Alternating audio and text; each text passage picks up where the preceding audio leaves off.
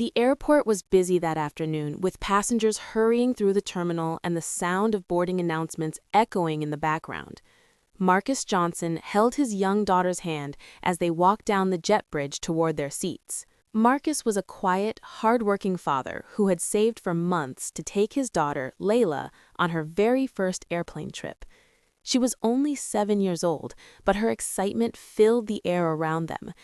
She kept peeking out the window at the giant airplane and whispering, "Daddy, we're really flying today." They found their seats near the front of the plane. Layla climbed into the window seat while Marcus sat beside her. She pressed her face gently against the glass, amazed by the workers loading luggage and the long runway stretching into the distance. But only a few minutes later, a flight attendant approached with a serious expression. Behind her stood the pilot, who had just stepped out of the cockpit. He glanced at Marcus and then at the seat number. "Sir," the pilot said politely but firmly, "there seems to be a seating adjustment. I'll need you to move to a seat further back in the cabin." Marcus looked confused. "But these are the seats on my ticket," he replied calmly. The pilot avoided eye contact for a moment. "Another passenger has requested this seat," he said. "It would be easier if you moved." Several nearby passengers began watching quietly. Marcus could feel the tension building.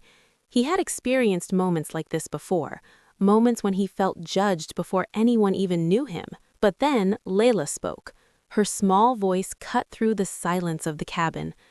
"Daddy, did we do something wrong?" Marcus froze. The entire row of passengers looked at the little girl. She continued softly, looking up at the pilot with innocent eyes. "My teacher says airplanes are for everyone. She said the sky doesn't belong to one kind of people. It belongs to all of us." The cabin fell completely silent. The pilot stood there, stunned. He looked at Marcus, then at the little girl holding her father's arm. Something in her words seemed to break through the tension in the moment. A woman sitting across the aisle suddenly spoke up. "She's right," she said firmly.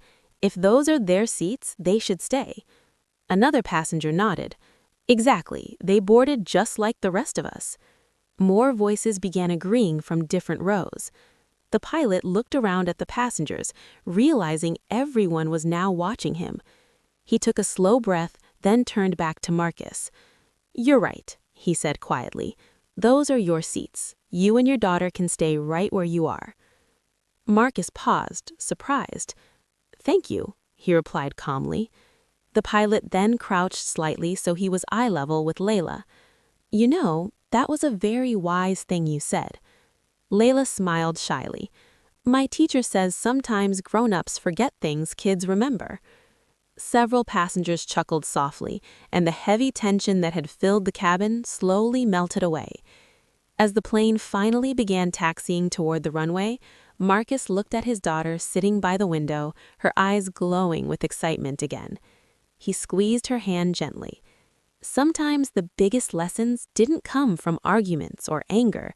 Sometimes they came from the honest words of a child who simply believed the world should be fair. And on that flight, one small voice reminded everyone listening that dignity, respect, and equality should always fly first class.